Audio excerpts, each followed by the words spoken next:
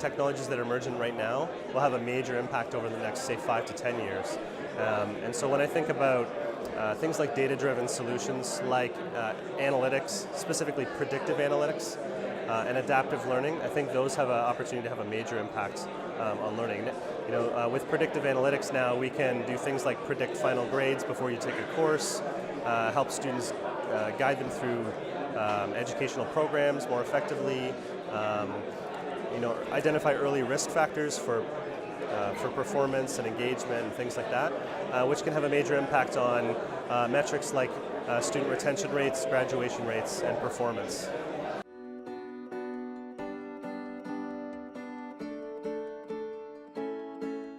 So I think the corporate environment and education, there's a strong relationship between the two. The educational institutions are putting out the graduates that we're hiring. They are developing the early skill sets that we use within a corporate environment, and so I think there's lots of opportunities, especially in our industry, where educational organizations are our customers. So we have an even stronger relationship with them in that they're leveraging our technology to improve education for ultimately the graduates that we're going to hire.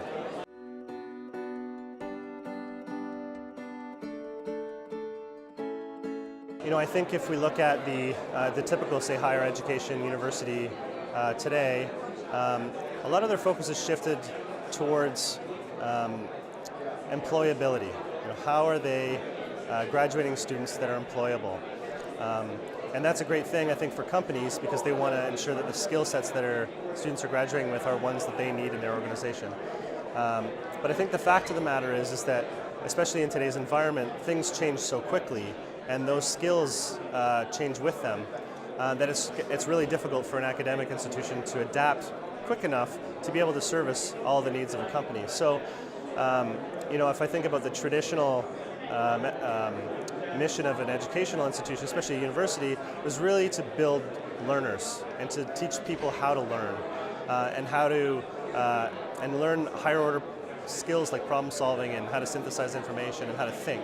And so I think those are foundational skills, and I think it's incumbent upon organizations to actually continually develop their employees as those skill requirements change. And so defining that line between what's the responsibility of the educational institution and the corporation is, I think, a bit fuzzy right now.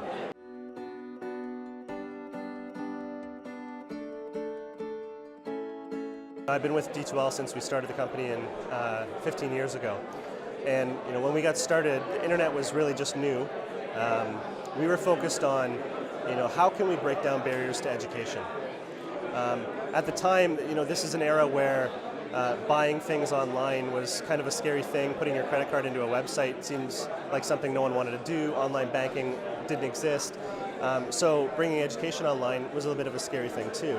And so, what we tried to do is at least build the tool sets that allowed for some of these easy barriers to be broken down. Things like time or distance or accessibility, collaborating, things like that.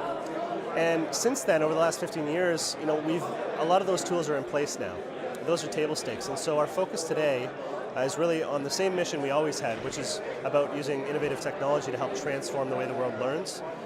But our metrics today that we measure ourselves against are higher order problems.